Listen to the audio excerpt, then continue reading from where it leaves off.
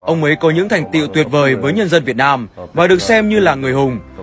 Tôi rất kính trọng những thành quả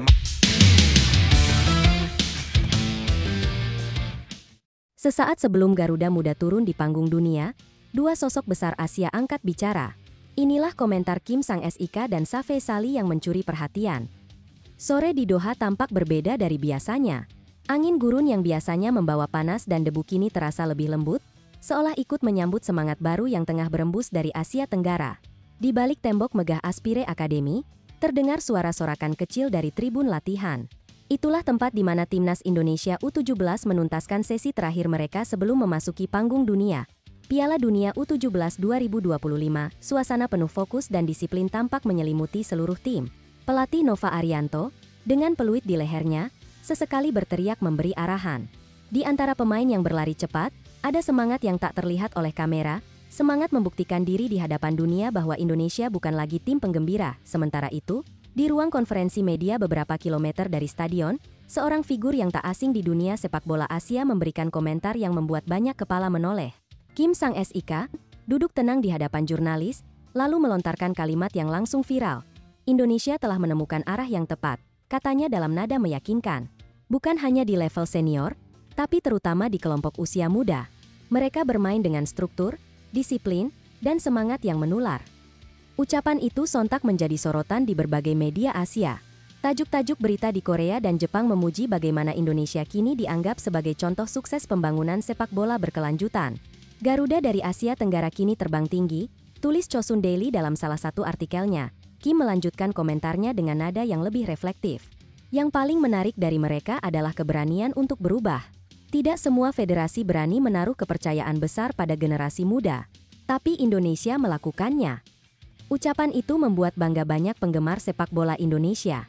Media sosial langsung dibanjiri ucapan terima kasih kepada Kim Sang SIK, bahkan beberapa netizen menyebutnya sebagai sahabat sepak bola Asia Tenggara.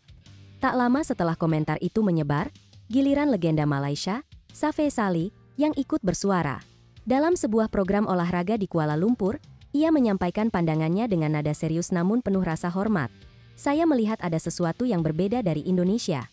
Mereka tidak hanya berbicara soal talenta, tapi soal sistem. Ini hal yang dulu Malaysia punya, tapi kini Indonesia lebih konsisten, ujar Safe. Pernyataan itu seolah menjadi cermin bagi sepak bola Malaysia. Di tengah prestasi timnas Indonesia yang tengah menanjak, negeri jiran itu justru diguncang kabar tak sedap. Isu dugaan pemain bodong di kompetisi usia muda Malaysia mencuat ke publik dan memicu gejolak besar di kalangan pecinta sepak bola. Beberapa media lokal memberitakan adanya pemain yang didaftarkan dengan identitas palsu dalam turnamen usia muda.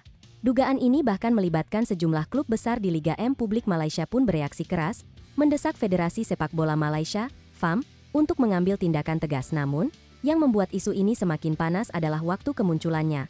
Hanya beberapa hari sebelum Piala Dunia U17 dimulai, saat perhatian dunia tengah tertuju pada Asia Tenggara. Banyak yang menilai, kasus tersebut menjadi pukulan telak bagi citra sepak bola Malaysia. Sementara Indonesia mendapat sorotan positif karena prestasi, Malaysia justru disorot karena skandal. Beberapa kolumnis bahkan menulis bahwa, kini arah angin sepak bola ASEAN telah bergeser dari Kuala Lumpur ke Jakarta. Federasi Malaysia segera menggelar konferensi pers darurat. Sekretaris Jenderal FAM menyatakan bahwa mereka akan membentuk komite khusus untuk menyelidiki dugaan pelanggaran tersebut. Namun bagi publik, pernyataan itu terasa terlambat. Ini bukan sekadar soal administrasi, tapi soal integritas, tulis The Star Malaysia dalam editorialnya.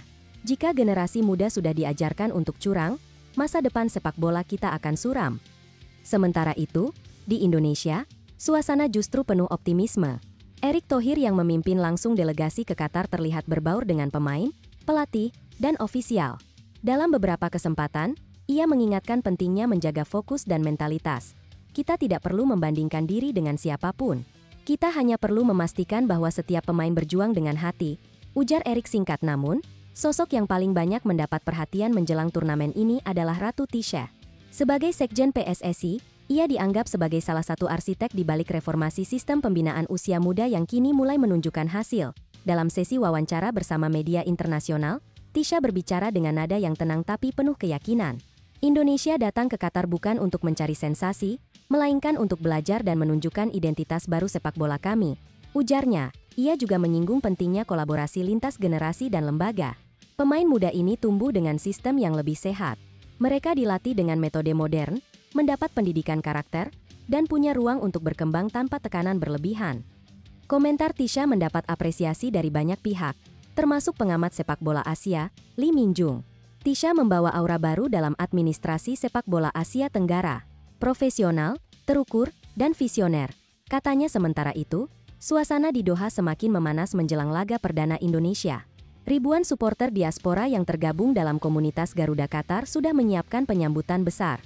Stadion tempat Indonesia akan bertanding bahkan disebut-sebut akan berubah menjadi mini Gelora Bung Karno, karena Lautan Merah Putih Media Qatar, Alka Sports, menulis laporan khusus tentang fenomena ini.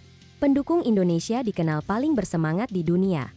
Mereka membawa atmosfer yang berbeda, penuh warna, emosi, dan rasa cinta pada negaranya, tulis media itu. Di hotel tempat Garuda Muda menginap, suasana tampak hikmat. Nova Arianto mengumpulkan para pemain di ruang pertemuan kecil. Tanpa banyak kata, ia menunjukkan video perjalanan mereka, dari seleksi panjang, latihan keras, hingga keberangkatan ke Qatar. Tidak ada yang perlu ditakuti, ucapnya di akhir video. Kalian sudah menempuh perjalanan panjang. Kini, tunjukkan siapa kalian sebenarnya. Beberapa pemain terlihat menunduk, menahan emosi.